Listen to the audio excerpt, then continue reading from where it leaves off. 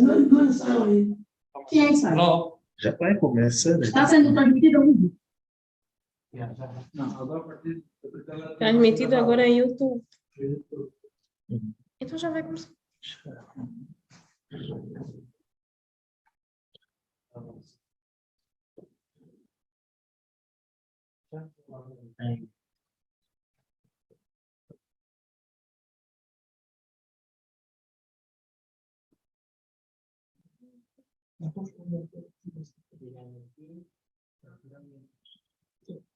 Amor fecha.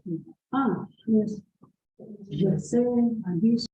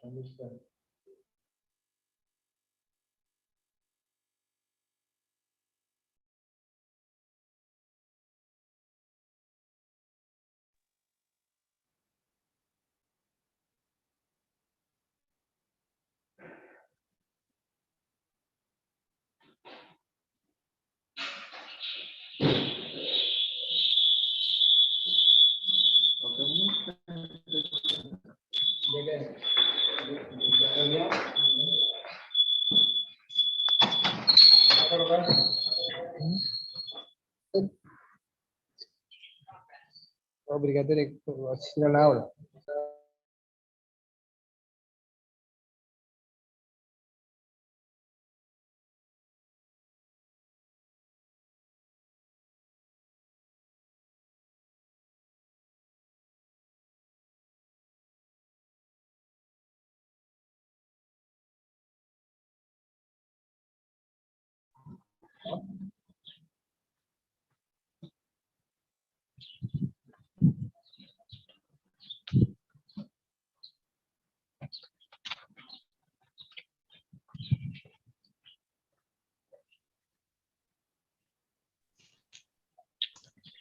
Muito boa tarde a todos. Agradecemos desde já a presença de forma online dos presentes. Estamos aqui mais uma vez para o nosso webinar, já no seu segundo ciclo, e para hoje trazemos o tema transporte do doente crítico. Um tema muito importante, um tema bastante pertinente e atual. Para o nosso painel, trazemos 3 preletores, que passo a citar: doutora Melba Stott, que é médica licenciada pela Faculdade de Medicina da Universidade Agostinho Neto, que atualmente frequenta o Internato Médico Complementar de Medicina Intensiva pelo Américo Boa Vida.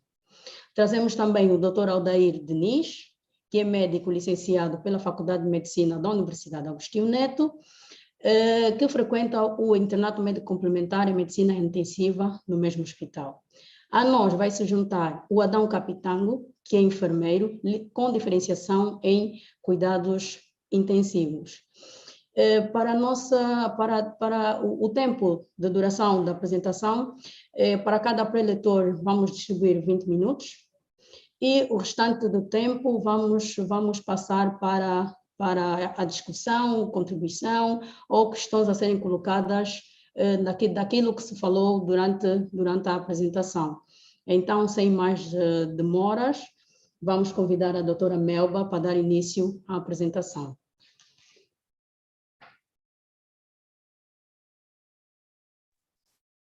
Obrigada, doutora Zinga. Boa tarde, estimados colegas. Falar sobre o transporte doente crítico é desafiador e muitas vezes o tema é desvalorizado, até a data que nos é incumbido transportar um doente crítico. Fizemos várias perguntas de como vamos transportar e muitas vezes não temos a experiência de transportar este tipo de doentes. Sendo assim, o transporte de doente crítico, este é o nosso sumário, desculpa, é o sumário que nós trouxemos para o nosso tema. Falar sobre transporte de doente crítico, temos que primeiro entender o que é este transporte. O transporte de doente crítico consiste na deslocação do doente de um espaço físico para outro. E pode ser feito dentro da mesma unidade de saúde ou para uma outra unidade de saúde. Sendo esse, dentro da unidade de saúde, é o transporte intra-hospitalar e para outra unidade de saúde, para o transporte inter-hospitalar. Esta deslocação desse pelo facto de haver, por um lado, a necessidade de facultar o nível assistencial superior da instituição de origem, ou, por outro lado, o transporte necessário para outras instituições que tenham centros especializados. Os cuidados intensivos vê a necessidade de requisitar ou efetuar com maior frequência o transporte destes doentes, uma vez que estes doentes muitas vezes chegam na nossa unidade de cuidados intensivos, vindo de outros serviços, para permanecer nesta unidade, ou então transportar os doentes para a realização de procedimentos médicos ou exames complementares de diagnóstico, e ainda para outro hospital para cuidados mais especializados. O transporte destes pacientes da unidade de terapia intensiva para outros departamentos para procedimentos diagnósticos ou terapêuticos, muitas vezes uma parte é necessária do processo dos cuidados intensivos. Esperamos que no fim desta sessão nós saibamos descrever os princípios gerais do transporte, classificar os tipos de transporte, descrever as fases de transporte, enfatizar os principais eventos adversos e soluções. Estamos a transportar. Quem nós estamos a transportar? Doente crítico. Então, o que é um doente crítico? Doente crítico é aquele que, por disfunção ou falência profunda de um ou mais órgãos ou sistemas, a sua sobrevivência esteja dependente de meios avançados de monitorização e terapêutica. Porém, tudo isso que eu acabei de falar está envolvido em dois princípios gerais do transporte do doente e transporte crítico. Um dos princípios gerais está a segurança do doente e a qualidade dos cuidados. A segurança tem a ver com como é que nós vamos transportar este doente, e a qualidade é os meios que nós temos para transportar corretamente este doente, porque pode vir a influenciar nos incidentes que podem ocorrer durante o transporte desses tipos de doentes. Sendo assim, existe uma classificação deste transporte. O doente crítico, primeiro temos o transporte primário. Este transporte primário inclui o transporte pré-hospitalar e o transporte secundário, que envolve o transporte intra-hospitalar e inter-hospitalar. O pré-hospitalar, muitas vezes, grande parte dos doentes que chegam, por exemplo, à nossa unidade hospitalar, são doentes que vêm, são socorridos devido a um acidente de viação, são os pacientes que são encontrados na via pública e são transportados. Então, por isso é que a sua designação é pré-hospitalar, muito antes de chegar à unidade hospitalar. O transporte intra-hospitalar ocorre dentro da instituição. Muitas vezes fizemos esse tipo de transporte, por exemplo, para transferir o doente para uma outra unidade ou um outro serviço para a realização de exames, por exemplo, TAC, ecografias, e também pode ser feito na mesma unidade hospitalar para um outro serviço, como eu acabei de falar. O transporte interhospitalar ocorre de hospital para hospital. Este transporte, o doente já encontra-se numa unidade hospitalar e deve ser transferido para outra unidade hospitalar. Mas este transporte que vamos fazer, o doente deve, a qualidade de serviço ou o nível assistencial que o doente vai encontrar na outra unidade deve ser superior. Porque se nós não tivermos este item bem realizado, então não adianta fazer um transporte se sabemos que não temos condições mínimas para transportar o doente e sabemos que a unidade que vai receber o doente não está preparada para continuar ou seguir com o tratamento deste doente. Sendo assim, este tipo de transporte existem fases para podermos determinar o transporte do doente crítico. A primeira fase é a decisão.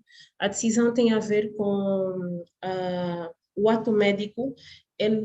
Devemos dividir responsabilidades, isto é, o médico assistente, o médico, o chefe de equipa e também o chefe de serviço. Mas temos que ter sempre em conta se há um risco ou temos que avaliar sempre o risco e o benefício. Adianta transportar este doente, mesmo sabendo que nós não temos condições para tal, é necessário a avaliação correta do doente para termos um transporte correto. Para além deste tipo de situações, é necessário também o enfermeiro ter o seu ponto de vista, porque se o doente não estiver ou se não tivermos as condições mínimas preparadas, o enfermeiro poderá negar a transferência, o transporte deste doente. Portanto, esta decisão é feita entre estes três indivíduos, que é o médico assistente, tem o médico chefe de equipa e o diretor de serviço, e sem nos esquecermos da parte de enfermagem, porque a decisão deve ser feita em equipa. A seguir temos o planeamento. O planeamento também, a avaliação deve ser multidisciplinar. E envolve as seguintes considerações. É necessário termos em conta a coordenação, a comunicação, é necessário termos também a estabilização do doente, equipa, equipamento e documentação. Porque quando vamos fazer o planeamento vai determinar como é que este doente vai chegar na outra unidade. E tudo o que nós fazermos no planeamento vai influenciar como é que este transporte vai ser efetuado. Porque os incidentes que o doente pode vir a ter durante o transporte depende muito do planeamento. Já a efetivação é o transporte do doente. Está tudo preparado, já tivemos a decisão, o planeamento, então nós temos que fazer o transporte do doente, sem nos esquecer que nós temos sempre que comunicar a unidade que nós vamos transferir previamente. Como eu acabei de falar, é necessário ponderar o risco e benefício, e o transporte pode contribuir de forma direta ou indireta para o agravamento da situação clínica. Aqui nós temos um algoritmo, este algoritmo é importante no momento da decisão, em que nós temos que avaliar o doente, o estado do doente, temos que ver o seu diagnóstico, os recursos que nós temos disponibilizados no serviço. O benefício da transferência, será que é mesmo importante que esse doente vá? Será que vai ter algum benefício para este doente, uma vez que nós até podemos assistir e sabendo que a outra unidade não está preparada para continuar o tratamento do doente? Se sim, nós devemos transferir o doente já bem preparado, senão o doente volta para a unidade em que se encontra, a unidade de origem, e permanece nesta unidade. Se sim, vamos determinar o seu transporte e vamos avaliar as necessidades médicas de enfermagem, o equipamento, vamos ter que considerar a disponibilidade de cama, isso já na outra unidade, considerar a preferência do paciente, anunciar a família do paciente, porque tudo que nós estamos a fazer temos que envolver a família, se a família está preparada para que este doente seja transferido. E também o médico receptor, que é qualificado e motivado. Ainda no algoritmo da decisão, é necessário selecionar o meio de transporte. Qual é o tipo de doente que nós temos? Como é que nós vamos transportar? Qual é o tipo de transporte que nós vamos levar? Analisar o tempo, a geografia, temos que ver se o doente está bem estabilizado. Se, por exemplo, ele antes do seu transporte apresenta anemia, temos que corrigir a anemia para não termos um desfecho fatal durante o transporte. Se sim, nós já preparamos a família e vamos transferir o doente, tendo sempre em conta com as fases que nós temos que seguir. E, ao transferir, vamos utilizar os procedimentos do protocolo, avaliar o processo de transferência e o resultado. No planeamento, temos que fazer várias questões. Quem deve acompanhar o doente? Vamos ver o tipo de doente, como é que nós vamos acompanhar. Quem deve acompanhar? O médico, o enfermeiro? Doente crítico, geralmente devem sempre ir médico ou enfermeiro. Tem que ser uma equipa bem robusta, preparada para qualquer eventualidade durante o transporte. Qual é o equipamento necessário? Como é que este doente é? Se é um doente que teve um infarto, o que é necessário nós levarmos para poder abordar se ocorrer alguma eventualidade? Um doente que está entubado, o que é que nós devemos levar? Temos que preparar o ventilador de transporte. É necessário sempre preparar condições para evitar desfecho fatal e preservar sempre a segurança do doente e a segurança da pessoa que está transportada. Foi verificado o equipamento e a sua funcionalidade? Também é outra pergunta. É sempre bom fazer uma avaliação daquilo tudo que nós temos disponíveis na nossa unidade. É necessário ver se a ambulância está preparada para transportar o doente que nós temos que transportar na altura. Que problemas podem ocorrer durante o transporte? Se nós realizarmos corretamente o planeamento, as eventualidades ou eventuais problemas que podem surgir vai ser mínima, não vai ser tão elevada se nós não fizermos o planeamento corretamente, porque é no planeamento que nós determinamos se o doente está pronto para ir ou não. Esse planeamento, decisão e a efetivação. Qual é o plano de transporte? Como é que nós vamos planear? Que tipo de plano é que nós vamos fornecer para esse doente? Sempre temos que ver como é que este doente é e qual o tipo de patologia que ela apresenta. Se é um doente que está dependente de drogas vasoativas, temos que ter sempre uma seringa elétrica, uma bomba infusora preparada, porque existem ambulâncias preparadas para esse tipo de material disponíveis para não termos uma surpresa durante o transporte. Tudo isso envolve o plano e tudo isso é para beneficiar o doente. O processo foi preenchido adequadamente, a idade, o nome primeiro, o sexo, se nós vamos transportar. Já anunciamos, por exemplo, a uma unidade de neurocríticos, anunciamos, e o colega que lá está à espera vê, não é o nome que nós passamos na informação. Fica meio que uma situação complicada, porque o doente vai ficar aí à espera até tentarem corrigir, sem nos apercebermos que o doente está a piorar, porque todo o transporte, todas as fases que nós estamos a percorrer é importante. Temos que cumprir todas as fases do transporte doente crítico, porque tudo isso vai determinar de como é que esse doente vai chegar e as complicações que podem vir depois do transporte, porque estas complicações ainda podem surgir 1 hora depois, mesmo o doente estando já na unidade de destino. Sendo assim, é necessário ter uma coordenação de transporte. Isso tudo envolve no planeamento, como acabei de falar. É necessário termos uma comunicação. A comunicação é comunicação prévia. E não só comunicação prévia, comunicação entre a equipa. Temos que estar todos a falar a mesma língua. Temos que estar sincronizados para termos um transporte tranquilo e um transporte preparado para qualquer eventualidade. Porque nós podemos nos preparar, mas durante o transporte pode ocorrer qualquer situação em que nós estamos todos preparados. Se estamos todos preparados e falamos a mesma língua, sincronizados, nós não vamos ter grandes problemas. Podemos vir a ter, mas não será tão grave como se tivéssemos a transferir um doente sem uma coordenação, sem uma organização a cumprir. É necessário estabilizar o doente. Vamos estabilizar para não ter desfecho fatal durante o transporte.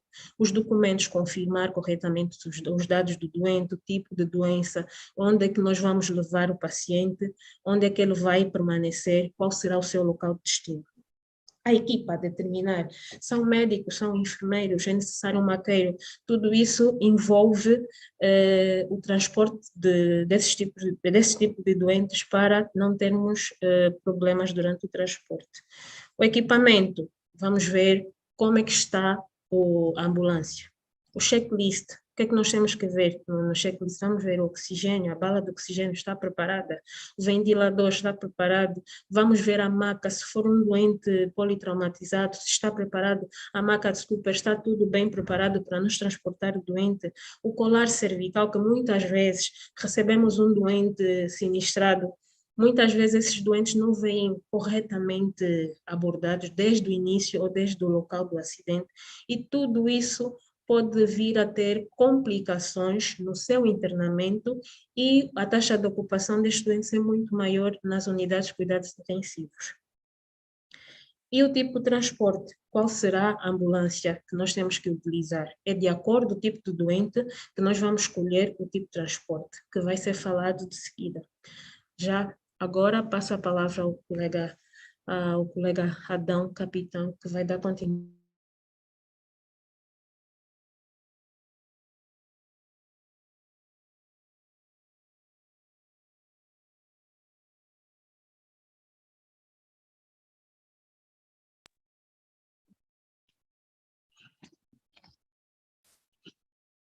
Seguida, gostaria de agradecer mais uma oportunidade de podermos dar o nosso contributo e saudar mais uma vez muito boa tarde a todos os participantes, bem como os colegas presentes. Dando continuidade do material necessário, não devemos esquecer a biossegurança. Nós temos que ter a biossegurança de modo a nos protegermos, visto que ao deslocarmos para um local em busca do paciente, quer na situação pré, inter e intra-hospitalar, devemos ter em conta a segurança, porque o paciente pode ter uma patologia infecto-contagiosa, como bem recentemente temos o caso da Covid-19, então devemos ir devidamente munidos.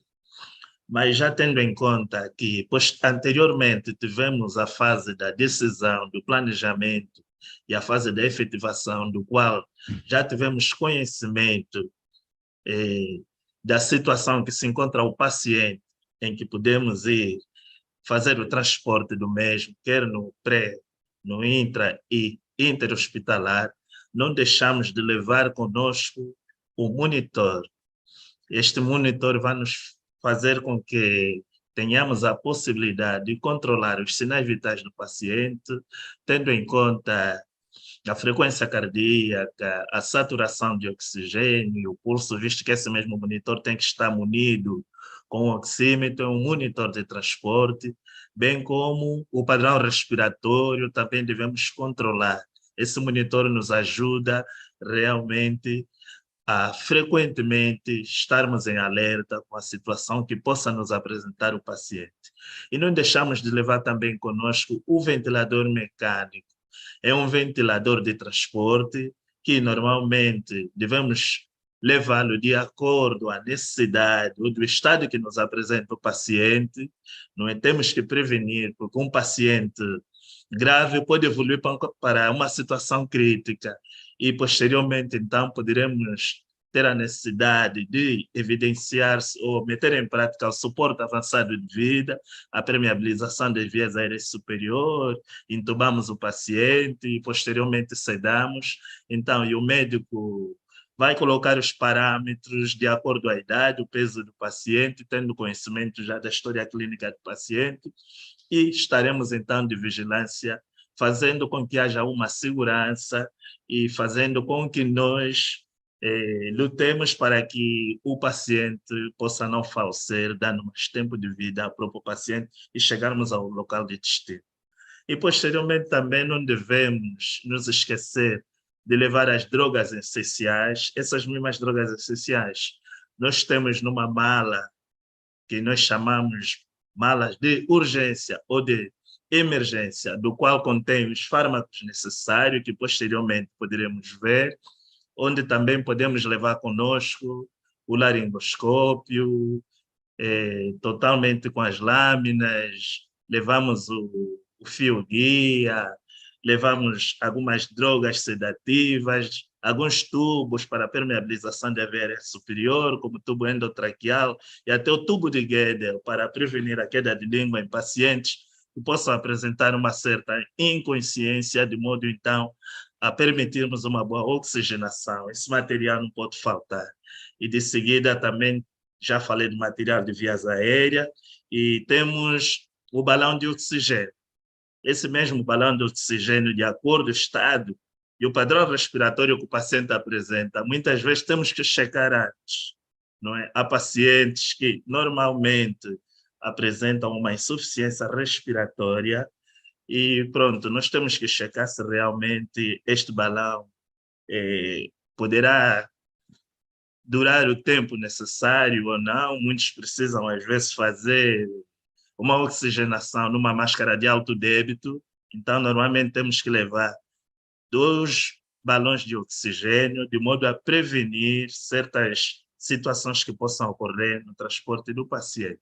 E também não podemos esquecer o desfibrilador, não é? Nós temos que levar, porque há doentes que possam apresentar uma fibrilação ventricular, possam apresentar um ataque cardioventricular e, de acordo a conclusão da equipa multidisciplinar que deslocou-se ao local, chegamos à conclusão, então, numa desfibrilação e com o médico chefe de equipa, então executamos no local, desde que haja segurança para o feito, porque antes de tudo temos que ver a segurança do ambiente e a segurança da realização do próprio ato.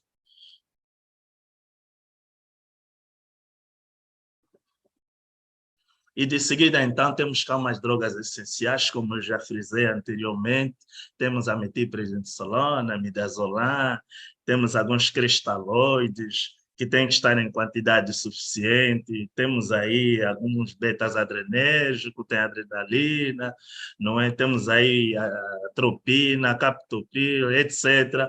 Uma série de fármacos que nós temos que ter na nossa maleta, de modo a suprir a necessidade de acordo às anomalias que o doente possa apresentar e que a equipa em serviço possa notar e corrigir de modo a estabilizar o paciente, então, para a sua transportação. E de seguida temos os cuidados de enfermagem.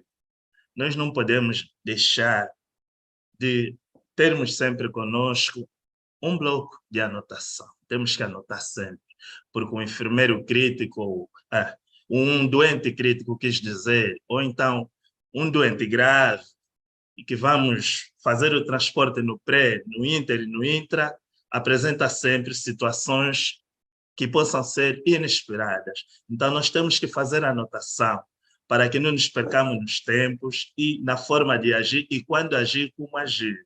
E, posteriormente, também, nós temos que estar em coordenação com o chefe de equipa, não é? Conversar, não é? E ver como agir, não é? E qual é o tempo necessário que nós podemos levar até uma determinada unidade. E também não deixamos de fazer o checklist. Checklist leva em conta vermos o material que realmente nós gastamos, apontamos tudo para a sua reposição, porque a nossa mala, a nossa ambulância de transporte tem que estar sempre totalmente equipada, não é? Não pode faltar para que não haja tropeços durante o transporte e posteriormente perdemos o doente. Daí então a necessidade da checklist. Também devemos verificar a monitorização constante do paciente, como já disse anteriormente, é muito importante. Se for um doente que no seu transporte é um paciente crítico, que tem tuborotraqueal, tem um ventilador de transporte, muito antes no local, nós devemos auscultar. Fizemos uma auscultação e verificamos se realmente o paciente tem ronco, que é presença de secreções, e aspiramos o paciente, mas muito antes, devemos ter em conta a oxigenação que o paciente está fazendo. Suponhamos que o paciente está aí a fazer 50%, não é? Então, nós devemos antes elevar a oxigenação durante um certo tempo e, posteriormente, então, aspirarmos e levarmos o paciente em segurança. Pronto, penso que o resto falaremos de acordo com a intervenção que poderá surgir, não é? O meu colega, o doutor Aldair, tomará a palavra.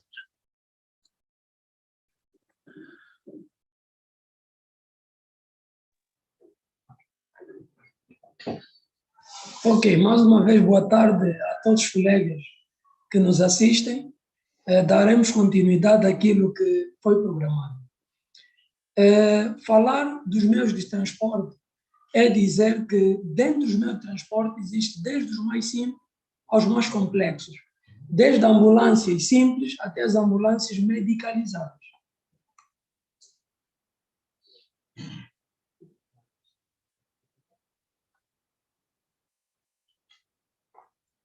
Ok. Também podemos ter determinados transportes relacionados à parte aérea e à parte marítima.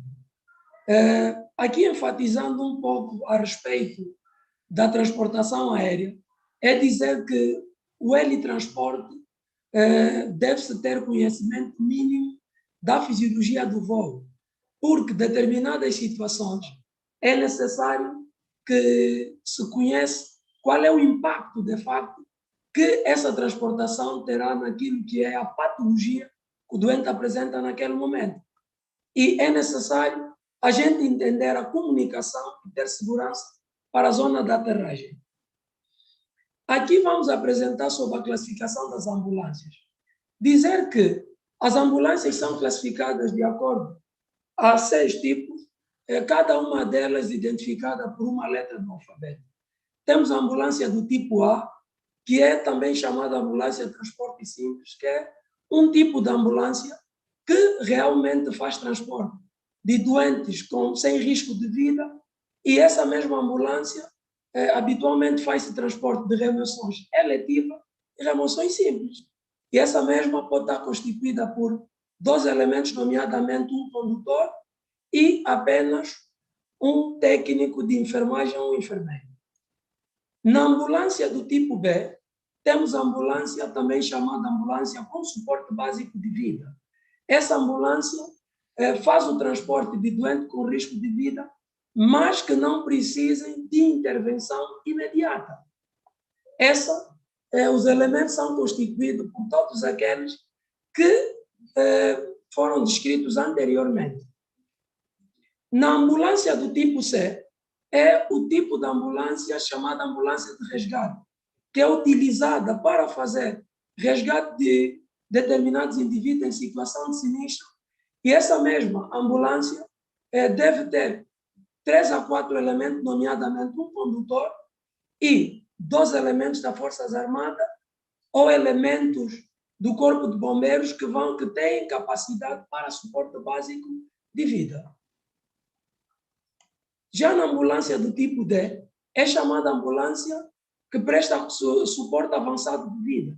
Nessa ambulância há uma grande complexidade dos meios técnicos, de modo a que vamos transportar doente de alto risco. Então, essa ambulância predispõe meios necessários para essa situação.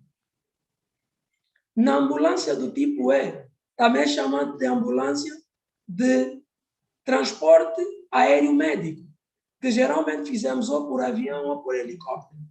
Nesse tipo de transportação, é necessário aquilo que já acabamos de dizer, um conhecimento profundo a respeito da fisiologia do voo, porque determinadas situações, como o facto de haver aceleração e desaceleração, vão impactar de forma direta na fisiologia do próprio doente, e isso poderá complicar o transporte, se necessário.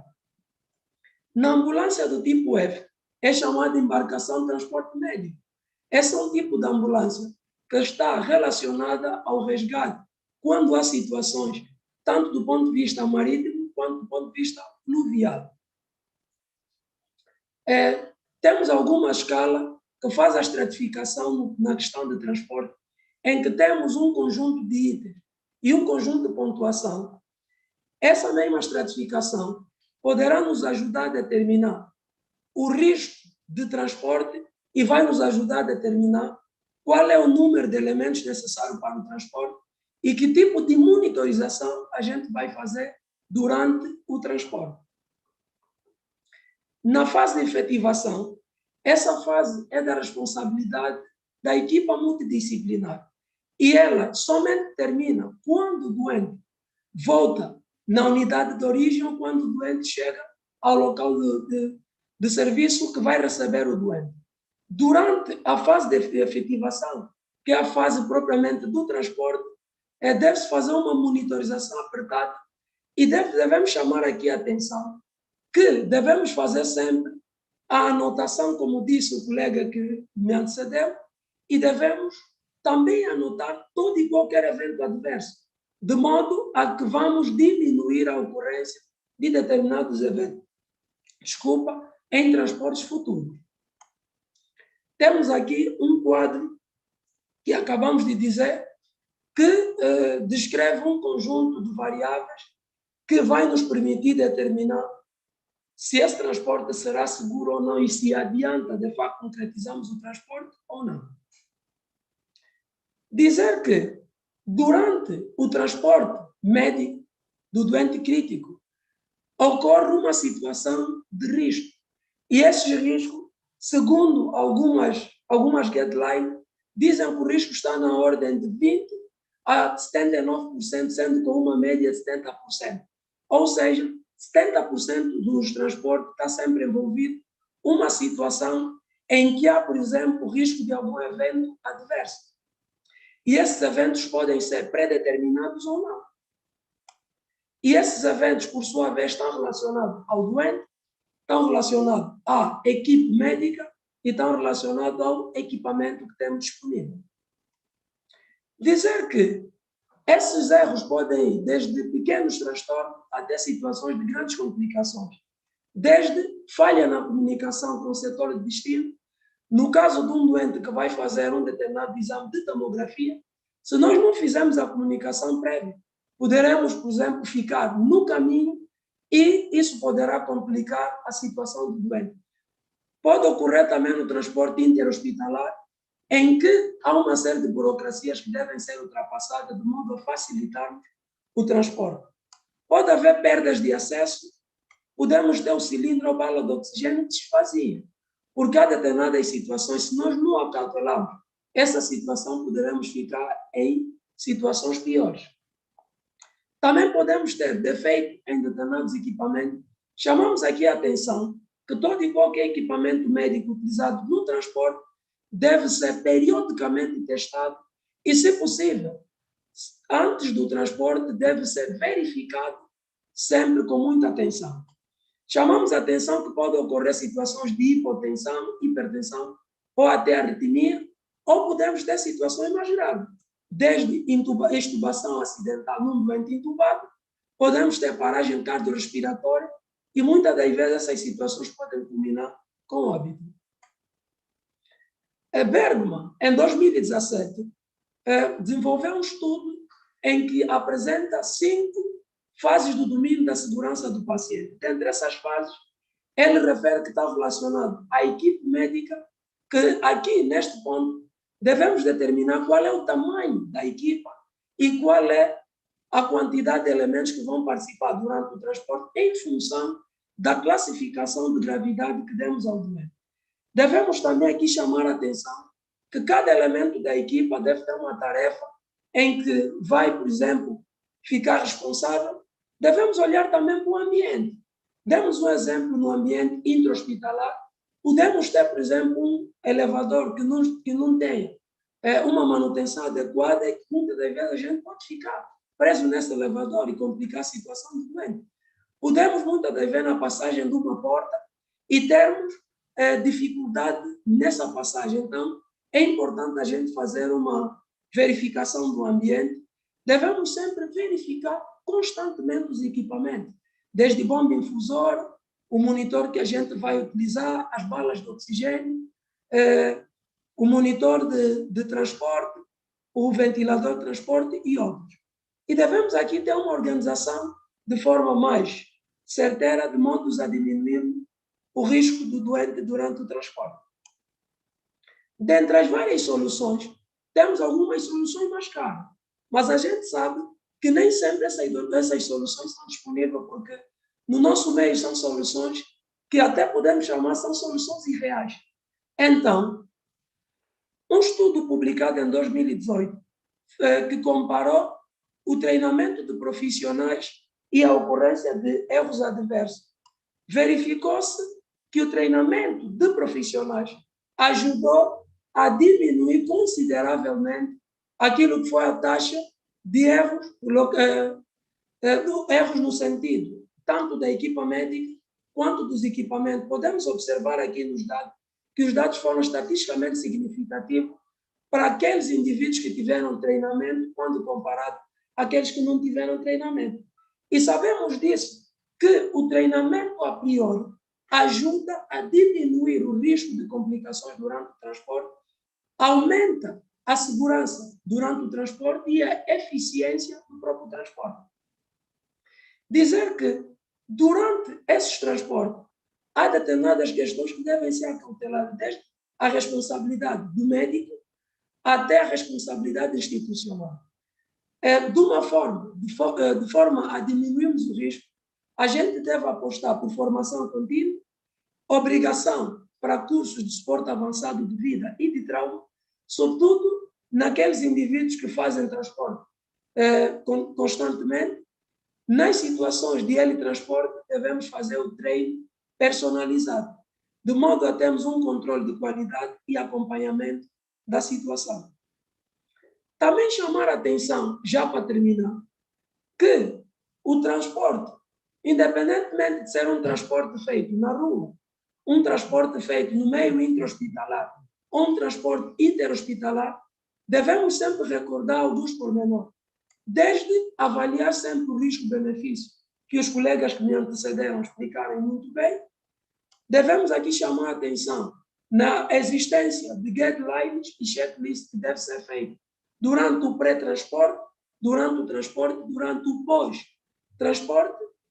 Devemos sempre preparar um material adequado, fármacos e pessoas experientes.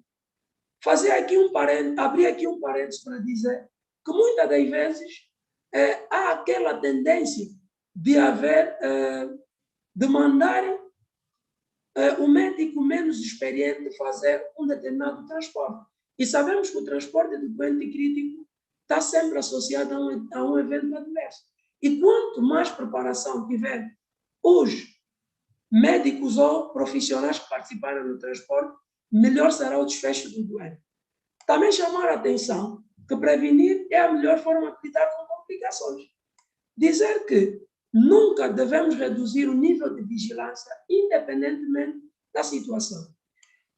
Para terminar, a segurança do doente e dos profissionais envolvidos deve ser o foco principal dos objetivos em todas as fases do transporte. Em suma, dizer que o transporte seguro vai depender de uma estrutura robusta e organização clínica. Da competência do transporte deve ser obtida por meio do treinamento, por meio do acompanhamento e da observação.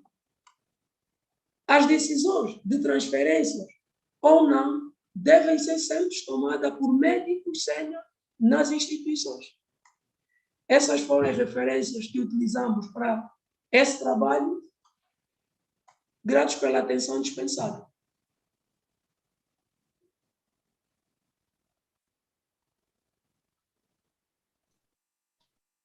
Muito bem, agradeço aos preletores, fizeram uma apresentação elucidativa, brilhante, usaram uma linguagem fácil de se perceber.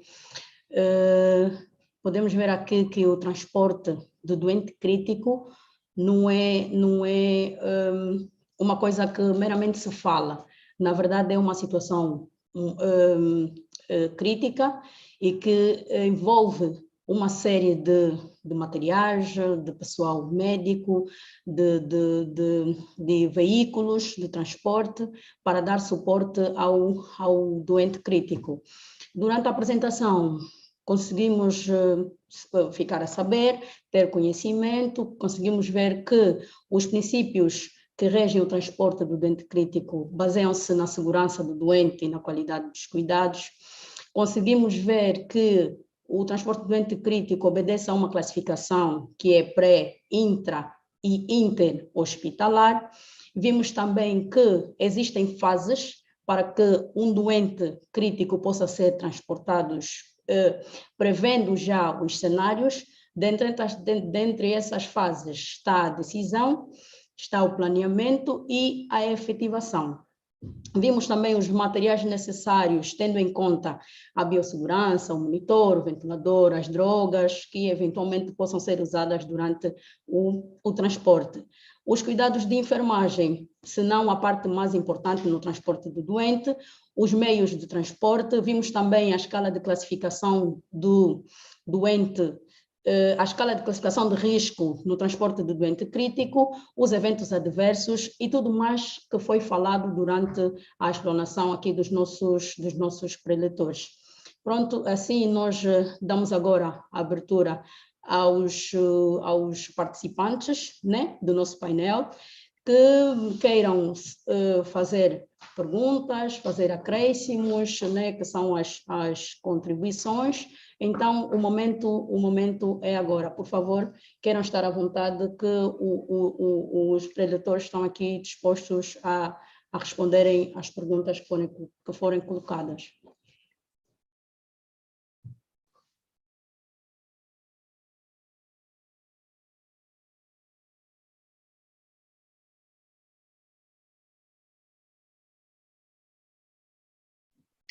Aqui na nossa janela do chat tem Isabel Paulo, que pergunta, que diz assim: saudações aos preletores, felicito a iniciativa, e depois pergunta, tendo em vista as condições existentes na nossa realidade, o que falha nesta relação interhospitalar? Por que que na fase de planeamento muitos itens não se aplicam, tendo tanto que os doentes graves são transportados por enfermeiros?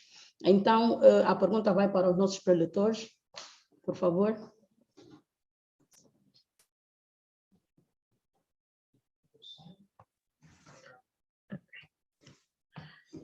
Ok, obrigada, doutora Zinga.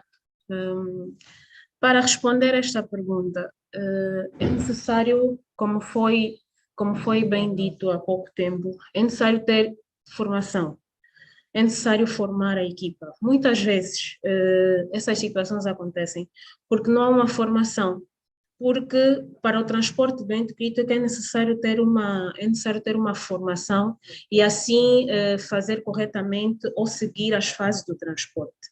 Porém, pelo menos na nossa experiência, os pacientes que nós transferimos ou que nós fizemos transporte para uma outra unidade hospitalar, sempre fomos felizes porque cumprimos com aquilo que nós temos em mão. nós cumprimos com a fase de transporte do ente crítico. Pelo menos isso posso dizer porque na unidade em que eu trabalho, nós temos feito realmente o transporte do ente crítico e as fases que nós cumprimos a que nós apresentamos, são as fases que apresentamos aqui no tema.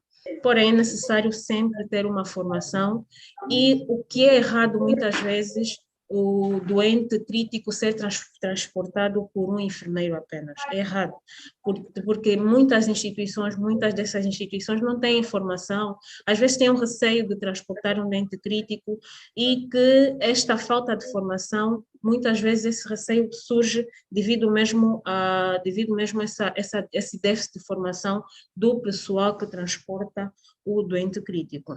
Este é o que eu tinha a dizer.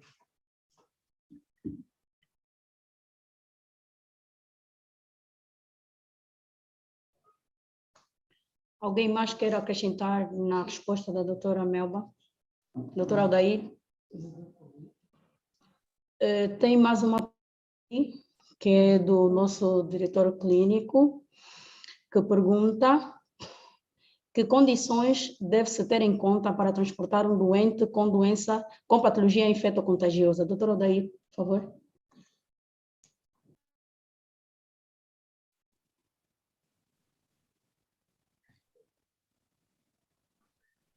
Ok, desde já agradecer a brilhante pergunta que o nosso professor fez, dizer que o transporte de doente com patologia infecciosa deve ser feito de formas a que a gente consiga preparar adequadamente o cenário para que a gente vai utilizar para transportar o doente. Ou seja, o que a gente vai fazer é, primeiramente, fazer o contato com o local de destino do doente. Segundo, olhar para aquilo que é o EPI, ou seja, o equipamento de proteção individual e, acima de tudo, utilizar uma ambulância medicalizada, porque esse doente com patologia infecciosa é um doente que há um potencial de risco para a equipa que faz o transporte. Então, deve ser necessário tanto um aparato técnico adequado, para além disso, a gente precisa de ter equipamento de proteção individual seguro. Se tivermos todos esses elementos necessários, com certeza o transporte vai ser um sucesso. E de acrescentar que deve-se ter ainda uma equipa multidisciplinar, desde um médico, um técnico de enfermagem e um fisioterapeuta, caso é necessário, no caso de um doente que está a ser transportado, intubado, às vezes vai ser necessária a chamada de outros técnicos, como o caso de um fisioterapeuta. Bem. Ok, desculpa, temos aqui um participante, como não está identificado, eu lhe vou tratar por médico 2. Faz favor. Uhum.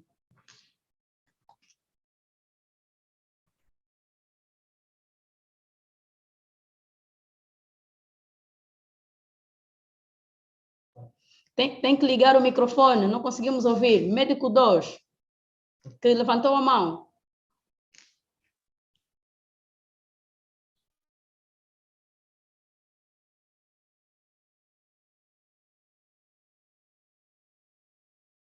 Doutora Zinga.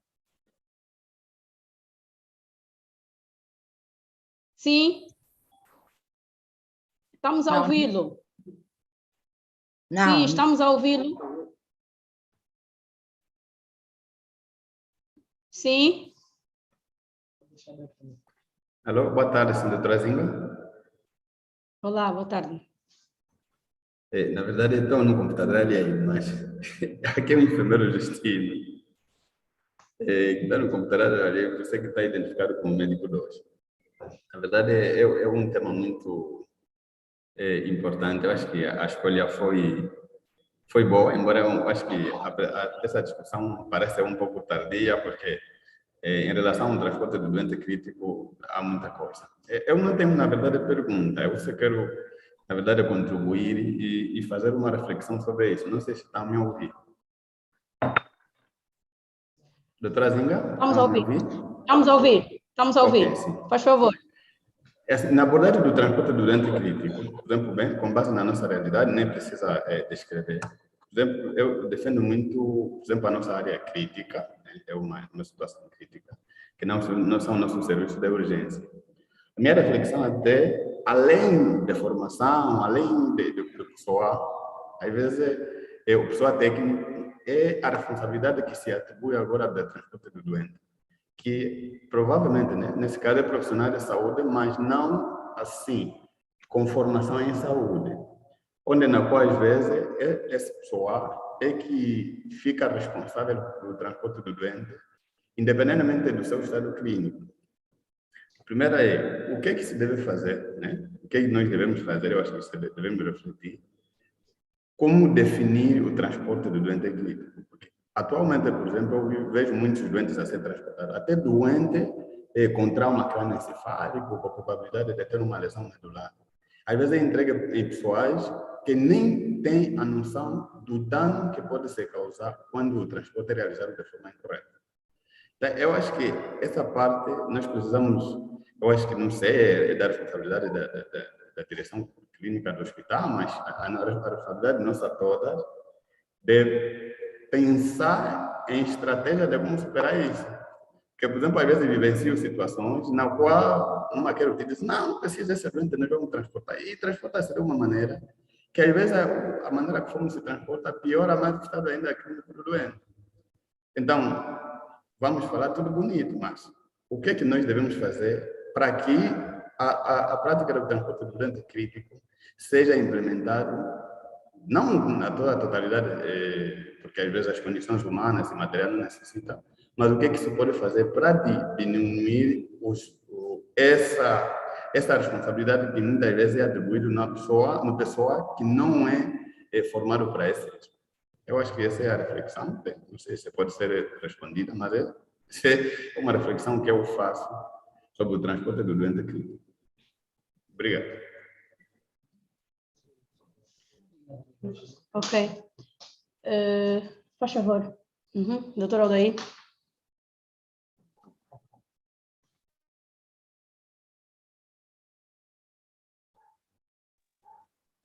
Ok. De facto, é uma grande reflexão que o nosso colega acaba de fazer, mas é dizer que, habitualmente, em outras realidades, o transporte do doente crítico está legislado, porque parte da base que utilizamos para a construção desse trabalho foi muito olhando para outras realidades, ou seja, olhando para a sociedade portuguesa de cuidados intensivos. Eles lá têm um conjunto de normas e um conjunto de despachos que estão relacionados a quem deve fazer esse transporte. E eles dizem que o usual é que a pessoa que faz o transporte do doente crítico deve ter credibilização, concurso tanto do suporte avançado de vida cardiovascular, quanto ao suporte avançado de vida no trauma, quanto ao suporte básico. E poderíamos acrescentar que, para além da criação de uma legislação para quem deve transportar, é necessário criarmos protocolo, e que esse protocolo não basta a gente ter tudo bem descrito. É necessário que seja colocado em prática de modo a ser aperfeiçoado e melhorado à medida que a gente vai transportando o doente com base na nossa realidade, com base nos meios disponíveis que a gente tem.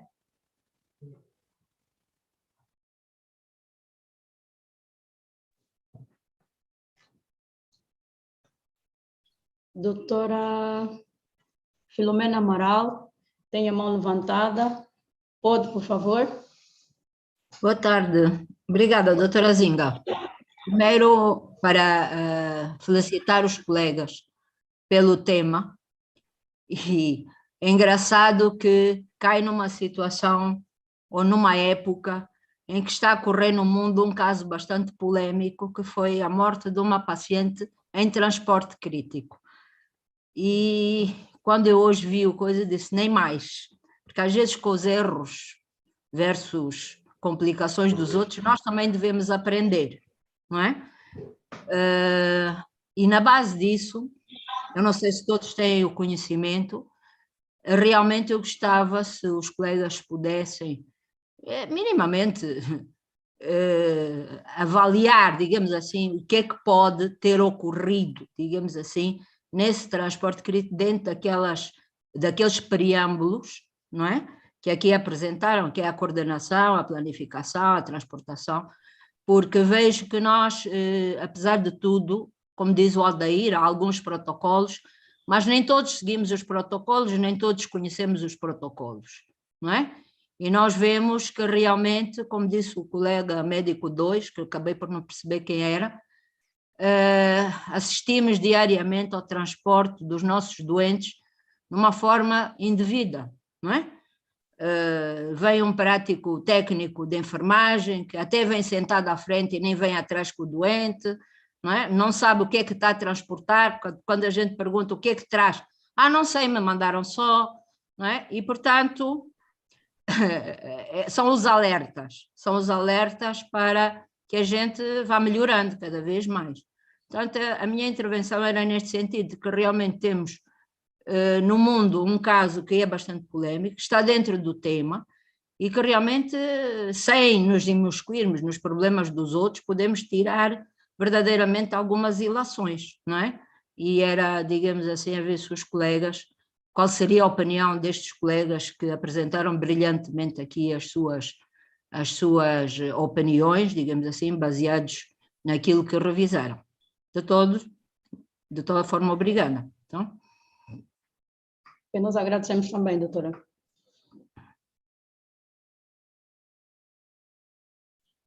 Então, colegas do painel podem responder à professora.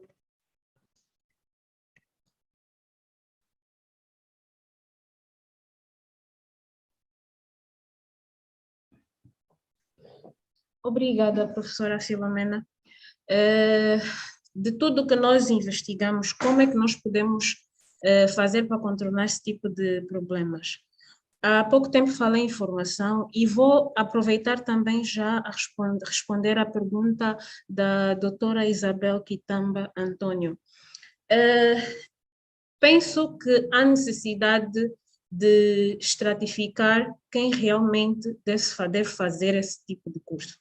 Geralmente, quem faz emergências médicas é necessário tendo na sua bagagem como médico ou enfermeiro, é necessário ter esses cursos de suporte básico avançado.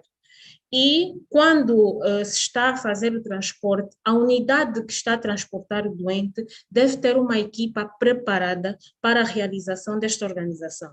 Como é que podemos fazer? Existem, por exemplo, enfermeiros-chefes, né? Ou chefes de serviço, ou também os médicos chefes de banco de urgência. Esses protocolos que o colega Aldair acabou por falar, podemos nos basear neles, mas deve ter uma equipa na emergência responsável por transporte doente crítico, e essa equipa vai ter a obrigação de realizar a formação em suporte avançado e básico de vida e refrescamento. Por exemplo, a Clínica Sagrada Esperança tem um plano que, quando chegamos para esta instituição, todo médico que vai fazer emergências médicas obrigatoriamente deve fazer o suporte básico de vida. Quando faz o suporte básico de vida, dentro do suporte básico de vida, nós frisamos ou falamos sobre o transporte do doente crítico. Provavelmente, teríamos que trazer esse tipo de formação para a nossa instituição. Não só a instituição Américo Boa Vida, iria ser uma rede, né, de hospitais, né, públicos, principalmente à periferia, porque nós recebemos doentes mal abordados, muitas vezes, como a doutora Filomena acabou de falar, nem sabe o nome do paciente. Então, se indicarmos a equipa preparada para transferir esses doentes, provavelmente teremos poucos problemas. E esses cursos devem ser refrescados pelo menos de 4 em 4 anos, para nós não termos a infelicidade de que fez no primeiro ano, depois existem atualizações que nós devemos fazer e, de acordo com aquilo que for organizado em cada instituição, estaremos todos a falar a mesma língua e, quem sabe, não teremos mais pacientes a serem transportados de má forma, né?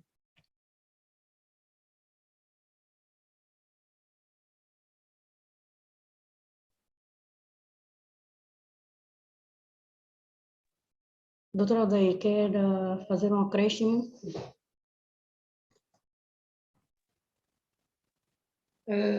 Desde já agradecer à professora Filomena pela participação e por aquilo que nos traz, sendo uma professora para nós, uma médica mais velha e experiente na área de cirurgia. Eu não acompanhei o caso que a doutora acabou de apresentar, que é o caso do falecimento da doente, no caso do transporte. Mas fazendo uma observação a respeito do que pode ter falhado, é dizer que os erros durante o transporte do doente crítico estão quase relacionados, todos eles, com a fase do planeamento. Porque é na fase do planeamento onde temos um conjunto de medidas que devem ser acauteladas ante o transporte. Porque imaginemos um doente que encontra-se numa unidade de cuidados intensivos e que precisa ser transportado para outra unidade de cuidados intensivos.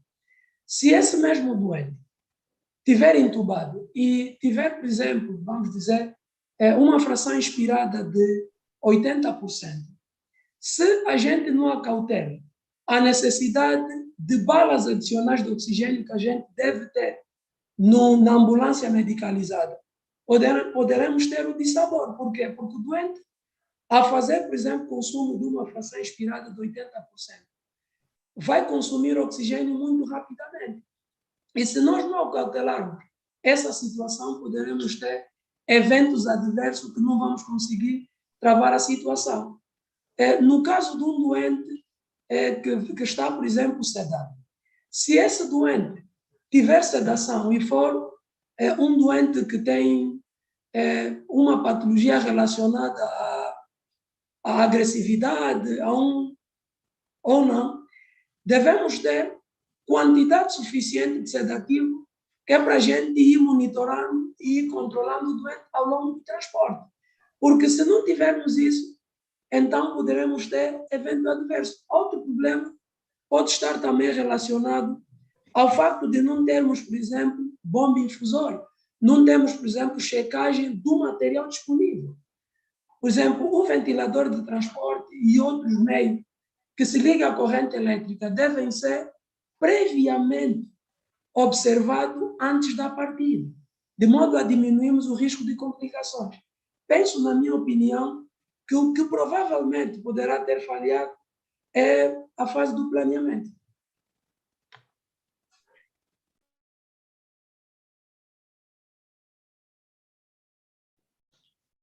Penso que já dessas perguntas feitas, essas considerações, muitas delas já foram respondidas. Então, professora Filomena, tem mais, está satisfeita? Tem mais tenho mais perguntas provocativas.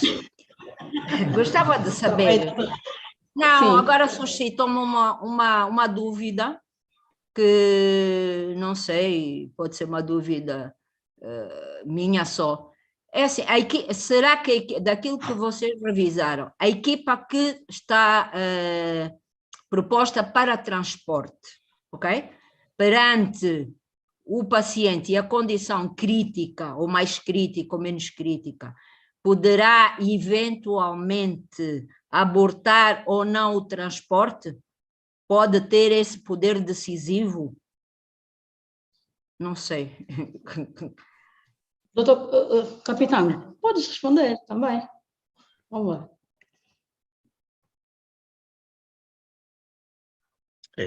Aí cabe o Sim, papel da doutora Filomena, responsabilidade, se né? bem percebi, acredito, no meu ponto de vista, que sim, porque depende muito de como é que esse doente nos apresenta. Se é um paciente que está muito instável, não é? Nós temos que abortar, porque corremos o risco, às vezes até de fazer uma PCR durante o trajeto. Não é aquilo que o doutor disse, temos que ver o risco-benefício. Nada mais do que estabilizarmos o primeiro paciente e abortarmos esse mesmo transporte, não é? Até a recuperação e o médico-chefe de equipa chegarmos à conclusão que realmente agora temos condições de transportar o paciente e darmos segurança ao paciente, de modo então que o paciente não venha a falecer durante o trajeto. Não sei se respondi devidamente, doutor.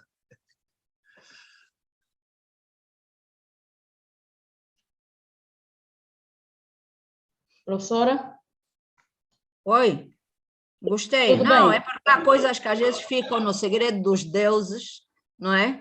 E há sempre não, eu é que mandei, eu é que disse, mas é o tal poder. No momento, a equipa tem poder decisório, não é? De dizer não está em condições ou sim está em condições, acredito que seja por aí. Obrigada, Zina. Ok. Dando sequência às mais variadas perguntas a serem feitas aqui no nosso chat, a senhora Nair pergunta quanto tempo devemos fazer para transportar um doente de uma unidade para outra. E já na sequência, a doutora Melba pode responder essa pergunta. Desculpa, na sequência pode também responder ao, não sei se é doutor, mas ao senhor Vanderlei Lunga, que pergunta se já temos condições para transporte aéreo. Doutora Melba. Ok. A colega Naika Congo fez essa pergunta. É assim, existe um tempo, no máximo 1 hora. Quando estamos a fazer o plano e começamos a dizer, ou vamos ver a que distância está o hospital que nós vamos transferir, e se for a ultrapassar 1 hora, já não se pode utilizar um transporte terrestre, mas sim um transporte aéreo. Agora, se estamos em condições de termos já transporte aéreo, ainda não, é do meu ponto de vista. Porque existe uma série de obrigações ou normas que nós temos que cumprir. Primeiro, vou voltar a tocar na formação. É a pessoa que vai, por exemplo, pilotar o helicóptero. É necessário ter uma formação, e às vezes são pessoas ligadas à saúde, que fazem o uso, ou então que fazem o transporte destes doentes. Tanto ambulância, helicóptero, muitas vezes são enfermeiros e que recebem esta formação porque é uma equipa. Quando estamos a transportar, seja o médico, o enfermeiro, o motorista, deve ajudar quando há alguma eventualidade. E outra situação é, porque para nós termos um helitransporte, ou um helitransporte ou um avião preparado para essas situações, é necessário nós termos manter a zona livre, pelo menos de 30 metros de diâmetro. É necessário ter uma zona de inclinação não superior a 10%, é necessário ter um bloqueio de estrada nos 2 sentidos, é necessário ter um pavimento estável. Então, a nossa realidade, do meu ponto de vista, ainda não estamos prontos para termos transportes, ou então termos um helitransporte. É necessário também termos um heliporto, e geralmente o heliporto deve ficar no terraço do hospital, e todas essas normas que eu acabei de dizer devem ser cumpridas para evitar outra eventualidade que pode vir a prejudicar não só o doente, mas também a equipa. E sabemos que os princípios é segurança para o doente, e o outro também temos que ter a qualidade que nós vamos transportar esse doente. Doutora Melba. Ok. Muito. Doutora Melba. Sim. Professora? Posso dar uma ajuda? Sim, professora. Melba, para além do que disse, muito bem dito, nós em Angola, pese haja já alguns heliportos aí no cimo de muitos edifícios. Um dos grandes problemas é que a aviação ainda não tem lei para isso, ok? Porque é preciso criar corredores no céu, digamos assim, para poder proceder, digamos assim, a esse tipo de transportes. Portanto, para além da nossa formação como profissionais transportando, ok? A aviação civil também ainda não criou as leis que regem, digamos assim, esse tipo de transporte, ok? Portanto, podemos ter boa vontade, devemos ir formando, mas também dependemos um bocado, digamos assim, da aviação civil, ok? Das normas da aviação civil. Como é que os helicópteros andam por cima da cidade, ok? Isto por experiência e por conhecimento, porque tenho alguma ligação à aviação, e sei que é um dos fatores que ainda não está verdadeiramente abordado e classificado. Muito obrigado, professora Filomena, pela sua participação. Penso que ainda não encerrou. Temos aqui mais uma pergunta do Dr. Cordeiro. É uma pergunta do Dr. Cordeiro, que diz assim: que recomendações a equipa de preletores fazem para que o transporte destes doentes cumpram com as normas internacionalmente aceites?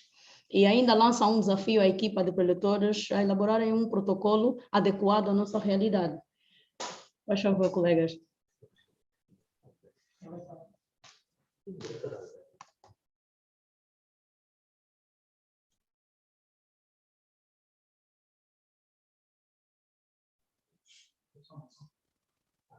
Ok.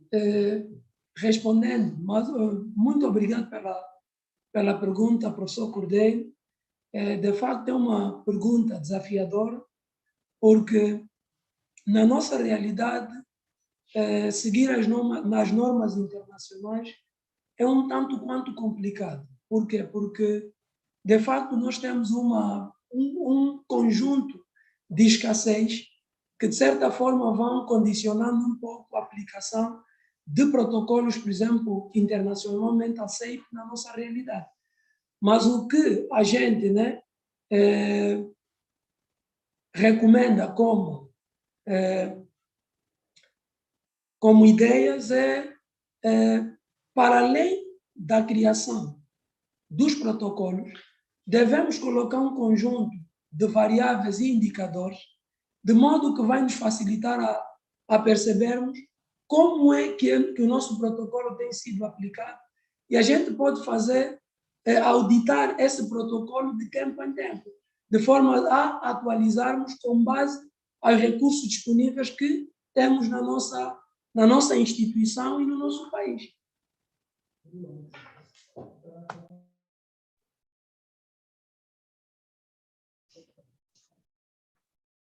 Ok, penso que por aqui a doutora Filomena não, a doutora Filomena já não meteu a mão no ar. Penso que aqui temos mais felicitações, algumas contribuições e, no entanto, pedimos ao nosso vasto auditório, afinal temos 61 participantes, desde já nós agradecemos, que queiram colocar mais alguma questão.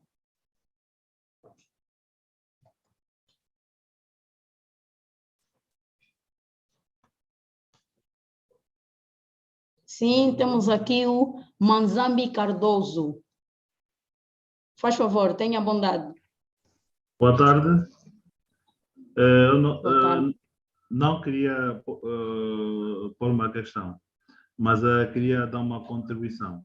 Eu ouvi a pergunta dos colegas, queriam saber se tem este serviço aqui no país.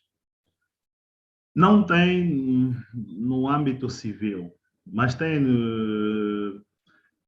digo, agências particulares que têm feito esse trabalho. No caso da Medline, a Bestfly tem elementos preparados, formados, que têm feito esse trabalho.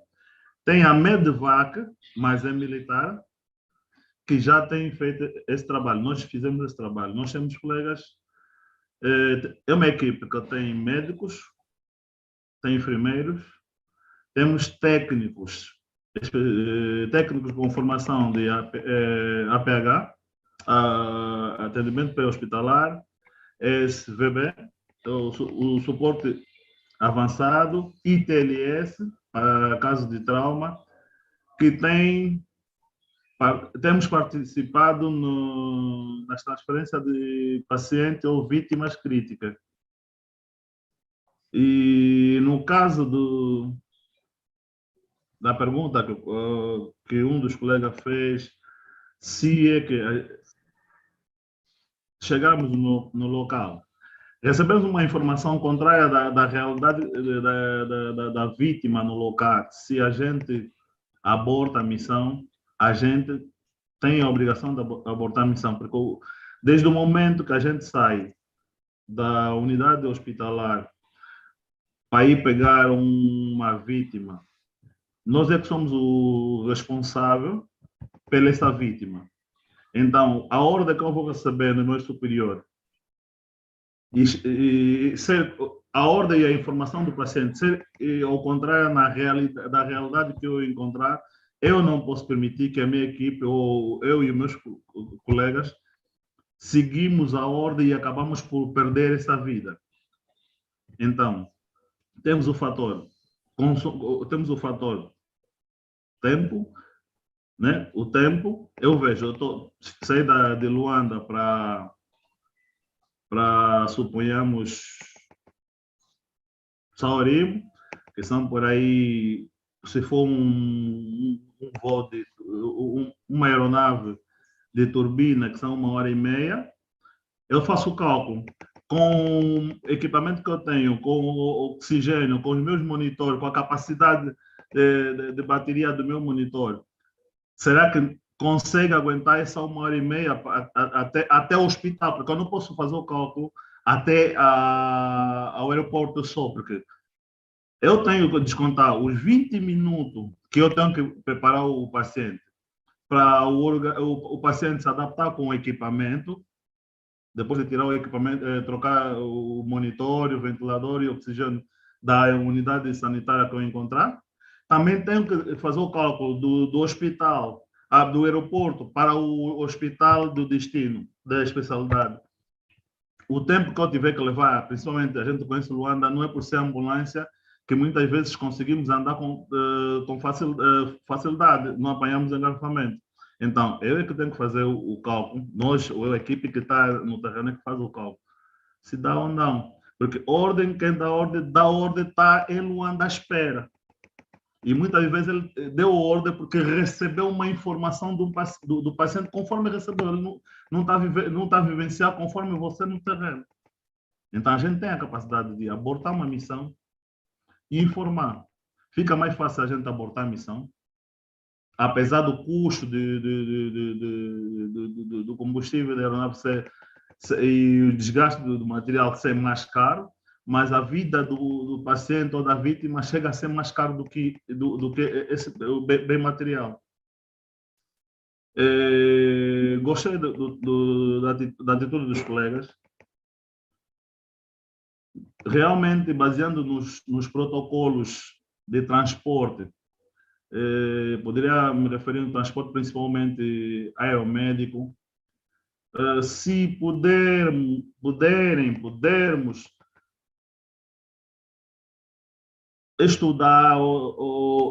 estudar, chegamos junto à ANAC, elaboramos protocolo baseando com a nossa realidade, diferente, por exemplo, dos protocolos, porque nós fizemos a formação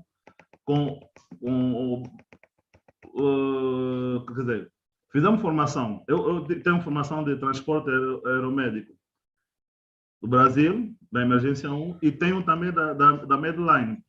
Mas todos seguimos o protocolo, além do protocolo internacional, seguem as leis do Brasil. Se a gente conseguir elaborar um que é nosso junto à ANAC, seria melhor. Agradecia muito. Muito obrigado. Ok, nós aqui agradecemos a sua participação, a sua intervenção. Bem, temos aqui 3 solicitações de mão levantada.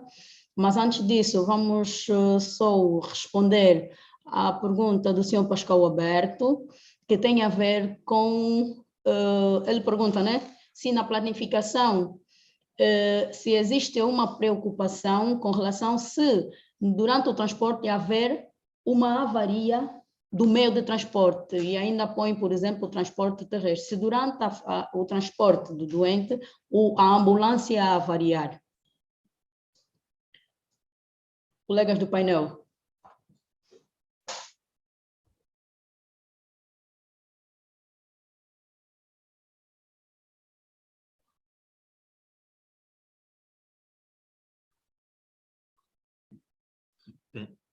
Senhor Pascoal Alberto, muito obrigado pela sua participação e respondendo à sua preocupação. Bem, normalmente as unidades hospitalares ou a equipe de transporte de paciente crítico, não é? Incluindo o próprio motorista, deve estar sempre em alerta. Como já disse o nosso doutor Aldair, devemos ver os meios de forma antecipada, não é? De forma antecipada para que não ocorra esse tipo de situação, porque normalmente a unidade não tem só uma ambulância, tem várias. E daí então que nós temos que antecipadamente ver as condições, os materiais necessários, não é? Ver como é que a viatura está, se realmente poderemos chegar ao local ou não. Mas se por eventualidade acontecer, então nós dentro da ambulância temos condições de manter o paciente vivo e pedir ajuda.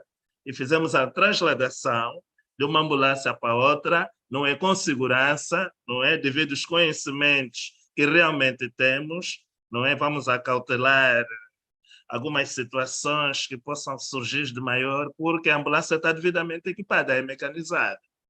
Daí, então, que raramente acontece esse tipo de situação, mas pode ocorrer, não é? Mas, como já disse previamente, devemos estar preparados, porque até o enfermeiro ou o médico que está direcionado para esse tipo de serviço no dia de trabalho tem que verificar antecipadamente, mesmo sem ocorrer situações do gênero, para poder transportar. E ficamos em alerta se haver qualquer situação de buscarmos um paciente ou transportarmos alguém no intra-hospitalar, não é? Ou inter-hospitalar, então nós temos que estar em alerta, não é?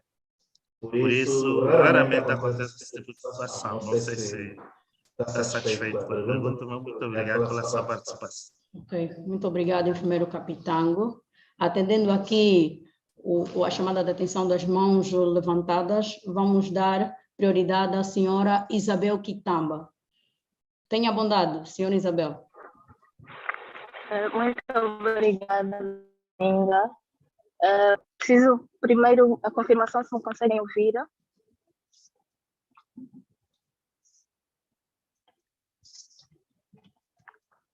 Doutora Zinga? Está a ser ouvido. Sim, está a ser ouvida. Okay. Está a ser ouvida. Ok, muito obrigada.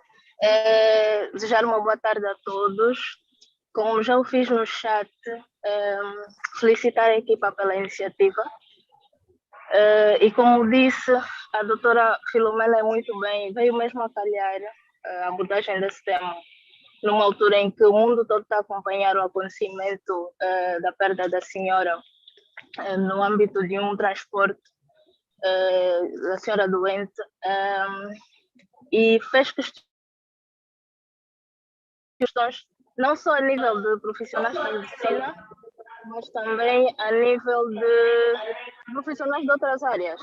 E apelar já agora aqui a equipa que possam promover mais eventos como esse, uma vez que não abrange apenas profissionais de medicina ou de saúde, mas também a sociedade em geral, e serve muitas vezes para sanar alguns questionamentos que vamos tendo relacionado propriamente a este exemplo, né, do que aconteceu.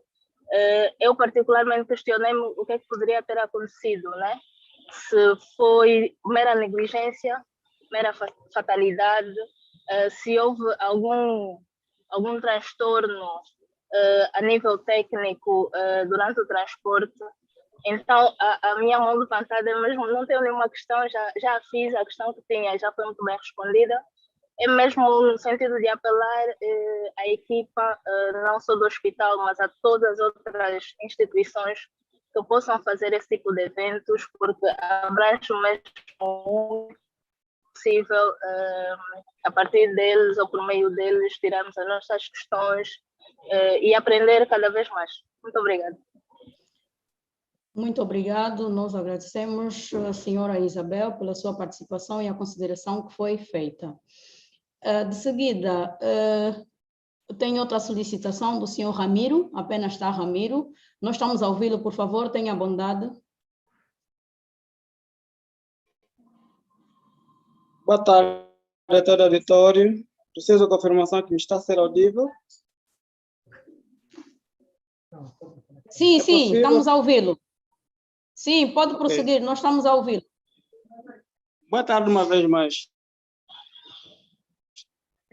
Primeiramente, gostaria de parabenizar pelo tema apresentado.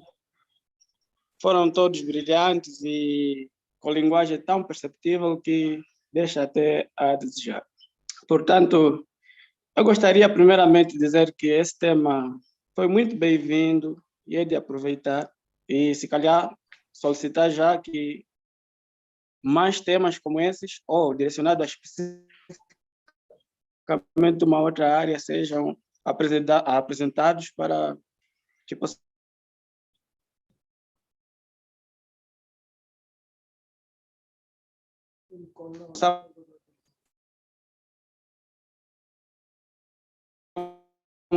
aproveitar e beber um pouquinho mais. Contudo, para deixar aqui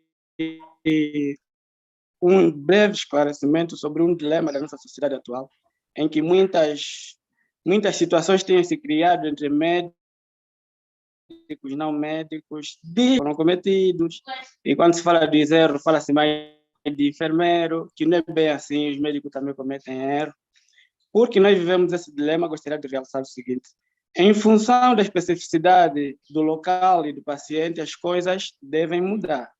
Mas, contudo, é importante que os profissionais de saúde que exercem essa atividade sejam preparados, tanto sejam médicos como enfermeiros. Assim como também os condutores e os demais também devem merecer uma preparação. Para isso, podemos começar com o suporte básico e o suporte avançado, tanto direcionado para a cardiovascular e para o trauma.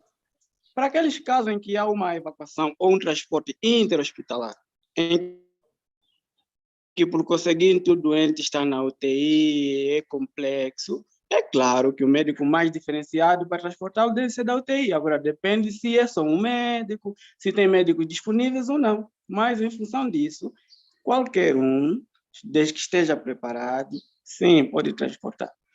Agora, é necessário que trabalhemos em políticas próprias, adequadas à nossa sociedade, à nossa realidade, com os meios e técnicas disponíveis, fazer protocolos próprios e checklists próprios. E aproveito também para realçar que esse tema, na minha percepção, foi mais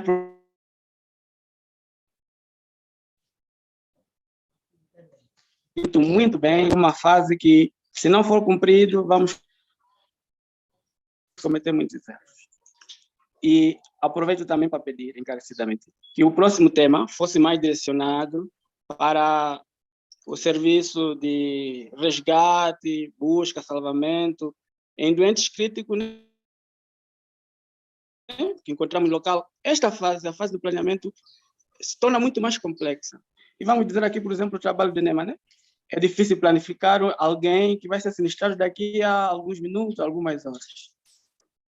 Portanto, eu acho que isso deve ser muito bem debatido, deve ser espelhado por experiências,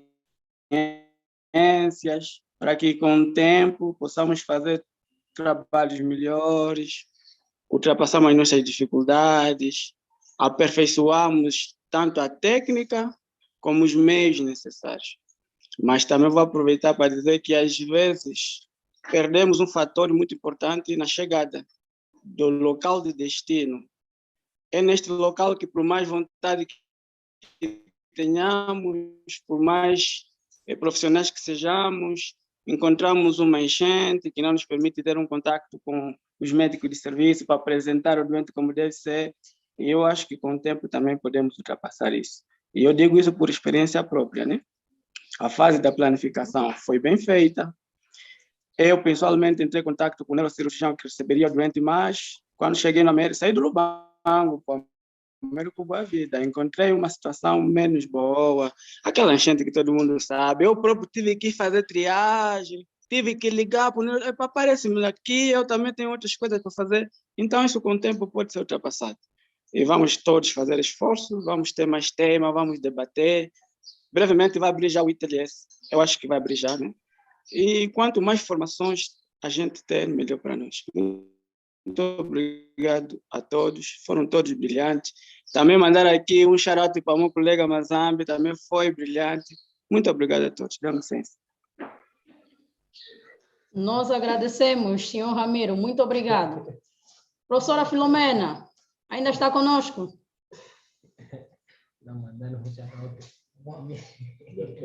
Professora Filomena? Só um Professora minuto. Filomena? Estou na linha. Estou na linha. Ok. Não, era para não era para polarizar, não é?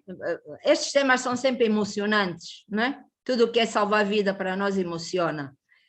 E primeiro agradecer a intervenção do Dr. Manzambi, não é? Ótima intervenção. Mas não sou justa se não disser que, evidentemente, nós sempre fizemos o transporte aéreo. Eu, pessoalmente, estive envolvida em muitos transportes, quer para dentro da Angola, quer para fora da Angola, com doentes críticos. Quando eu me referia, digamos, ao transporte, era a fase do heli, de heli para heliporto, de heliporto para heli. Porque o que é que acontece? Há transporte, sim. Eu já levei muitos doentes para a África do Sul, já levei para a Turquia, já levei para Portugal, e em estados críticos. O que eu me referia é o transporte, por exemplo, dentro da cidade, tirar de um hospital Américo Boa Vida e, eventualmente, para um hospital militar, ok? Ou, mesmo chegando da província, não ter que parar no aeroporto, tirar o doente do avião, meter numa ambulância para depois chegar a um hospital. Quando eu me referia era exatamente o transporte de ter o doente dentro de um avião, de um helicóptero e aterrar dentro de um hospital, porque ganhamos tempo. A Sagrada Esperança, aqui há uns tempos, preparou inclusive um barco, que era o barco de transporte, que sairia do porto de Luanda direto para a Sagrada Esperança por causa do trânsito na ilha. Portanto, não estaria a ser justo a dizer que nós não temos transporte, sempre fizemos, mas realmente a fase do transporte era o heli, aproveitamento desses heliportos que há em cima de tudo o que é edifício grande na cidade e que realmente não se aproveita porque faltam algumas dessas condições. Era só essa a chega em termos de as pessoas ficarem um bocadinho mais claras. Muito obrigada, professora Filomena. Tem sempre palavras que nos ajudam, nos incentivam a continuar, tem sempre uma palavra de experiência e nós agradecemos sempre, de forma muito ativa, a sua participação nos nossos webinars. Bem, temos mais uma mão levantada, que é o colega Capita. Faz favor, doutor Capita, estamos a ouvi-lo. Felicitar aos colegas pela apresentação. Realmente é um tema bastante pertinente, mas a minha inquietação cinge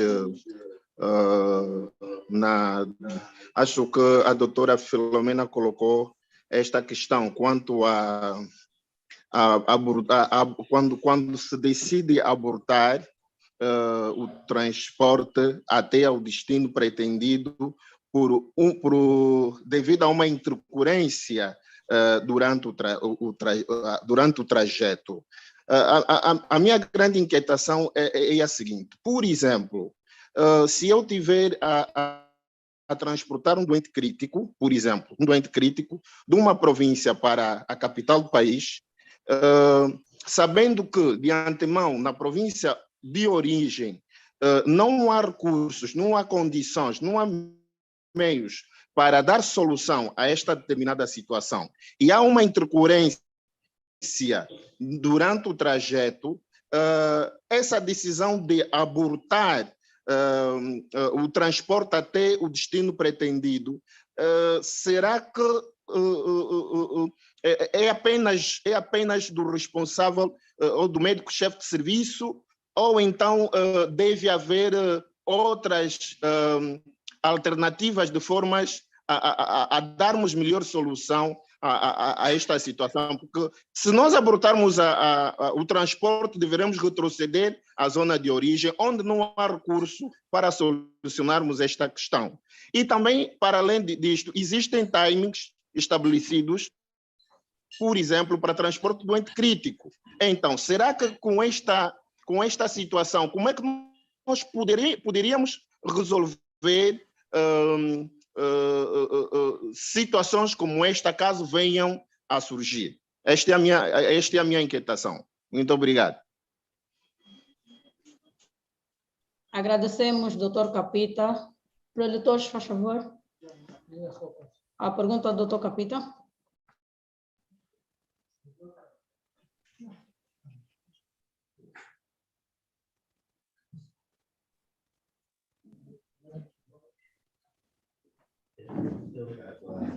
Ok.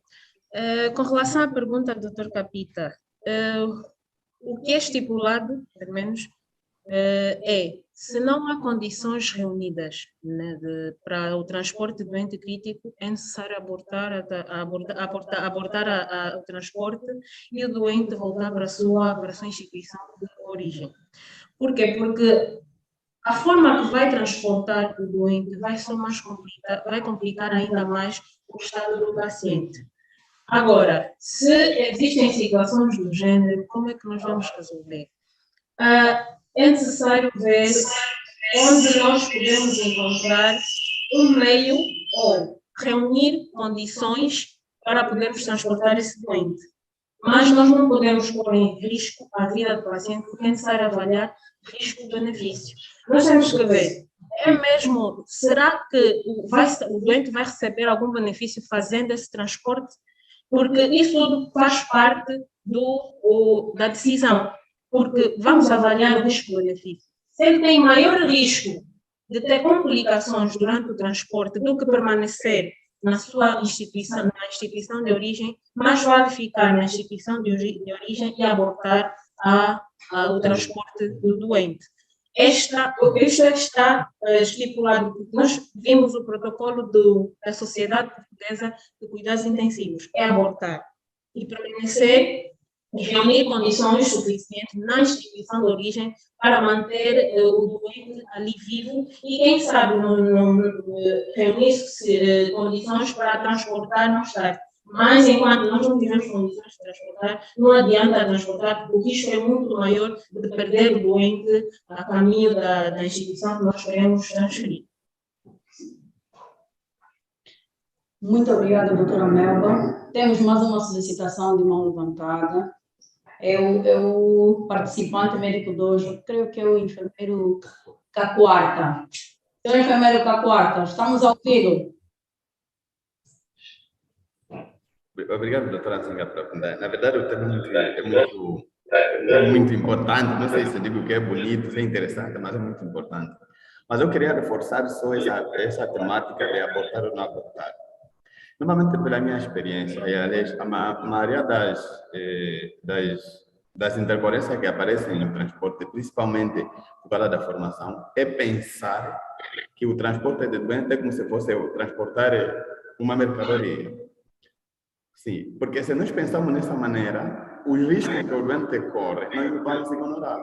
Mas se nós pensamos que transportar o doente crítico o local ou o meio de transporte é uma enfermaria móvel, nós vamos garantir que os cuidados do doente não vão ser alterados por causa do transporte. Então, o transporte do doente crítico é uma enfermaria móvel, que move com seus profissionais e move com todos os equipamentos que estão lá. Porque é uma enfermaria nova. Às vezes acontecem intercorrências, na qual o profissional que deve fazer aquela atividade não está. Um doente vai ter uma complicação que precisa o médico fazer uma intubação, uma prescrição. Não tem médico, problema. Se está faltando um enfermeiro que podia fazer uma atividade, não é um problema. Mas esse é um outro problema. Agora, se nós pensamos dessa maneira, se pensamos que o transporte do doente é uma enfermaria móvel, na qual os cuidados não devem alterar por causa do transporte, acho que vamos alterar muito, vamos diminuir muito o risco. Mas a outra situação também, que sobre o transporte, é pensar, por exemplo, muitas vezes eu já tive experiência, principalmente no Hospital Médico Boa Vida, na qual outras instituições transportam o doente porque acham que não podem morrer na instituição dele. Esse também é um outro erro, porque às vezes não se avalia o risco. Só se leva o doente porque não pode morrer nessa instituição, mas tem que morrer na outra instituição. Então, esse problema também, não sei se tem a ver com medo de ter estatísticas de morte ou não sabe, porque a maioria dos transportes que eu já vi nessa instituição são muito críticos. Eles dizem, não, disseram que o doente se ficar aqui vai morrer, mas você não pode transportar o doente para outra instituição só porque não pode morrer na sua instituição. Então, são questões também de consciência, além da formação, a consciência também deve ser muito relevada nessa situação. Eu acho que é a minha contribuição que eu tinha nessa situação. Obrigado. Muito obrigada, enfermeiro Cacoarta. Agradecemos a sua participação mais uma vez. Olhando para o nosso painel de participantes, não vemos mais nenhuma solicitação de mão levantada, não vemos nenhuma pergunta. Vamos abrir mais um espaço de 5 minutos para quem queira fazer mais um acréscimo, fazer alguma pergunta. Por favor, esteja à vontade, que os preletores estão aqui dispostos para responder todas as questões colocadas.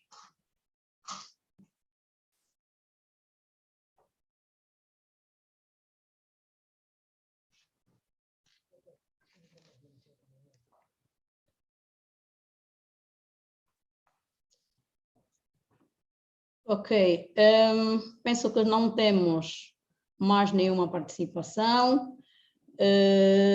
Aqui no ecrã do nosso monitor temos uma imagem que eu peço, ou a equipa pede, para que guardem esta data, de 24 a 26 de novembro, serão realizadas as terceiras jornadas científicas do Hospital Américo Boa Vida, com o lema Desafios da Formação Especializada em Saúde. Guardem essa data porque vai ser um evento muito bom, vai se falar de ciência e é de ciência que nós gostamos. Bem, podemos dar por encerrado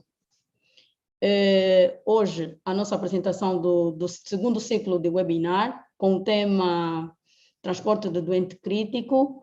Agradecemos os nossos 61 participantes de forma online, né, para falarmos de ciência, e falou-se de ciência. O nosso muito obrigado. Aos preletores, muito obrigado pela participação e por terem aceito o convite. E, desejamos a todos um bom final do dia, um bom início de boa noite. Obrigada.